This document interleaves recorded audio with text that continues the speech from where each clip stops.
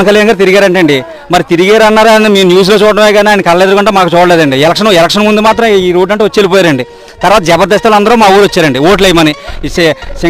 పిఠాపురం అంటే సింగపూరం చేస్తాం, సింగపూర్ మీద మలేషియా చేస్తానని పిఠాపురాన్ని అండి. అభిరాధి గారు అయితే పిఠాపురాన్ని ప్రపంచంలో అందరూ కలిపి చూస్తున్నారు. చూడడం అంటే వరద వచ్చిన తర్వాత మునిగిపోయిన చూడడం అంటే ఇప్పుడు టీవీలో చూస్తారండి అందరూ. ప్రపంచంలో టీవీలో చూస్తారండి మా పిఠాపురాన్ని. అంతేనా? అంతేగాని వాళ్ళు వచ్చి మనం ఓట్లు వేయించుకున్నామేమో తిరిగి ఏదో కొంచెం వాళ్ళకి ఇప్పుడు 4 రోజుల నుంచి ఊరు ఇక్కడ దారి లేకుండా కొంతమంది భోజనాలు కూడా లేకుండా ఉండిపోయారండి కొంతమంది. ఎంపీ గారు అయితే ఆయన ఓట్లు ఒకసారి వచ్చారండి. మళ్ళీ ఆయన ఎక్కడ ఉంటారో కూడా తెలియదండి. ఒక్కసారి కూడా పోనీ పరిస్థితి ఏ ట్రాక్టర్ మీద వచ్చి రావడానికి లేదు. ఎలాగుంది మీకు అందరూ అధికారులు అందరూ అందుబాటులో ఉన్నారా లేదా అని కూడా ఆయన అడగలేదండి. రైతాంగం ఏం పరిస్థితి, ప్రభుత్వం ఆదుకోపోతే వీళ్ళకి ఊరేసారండి. ఇంకా అంతేండి, మందు తాగితే చచ్చిపోతారు అంతేండి.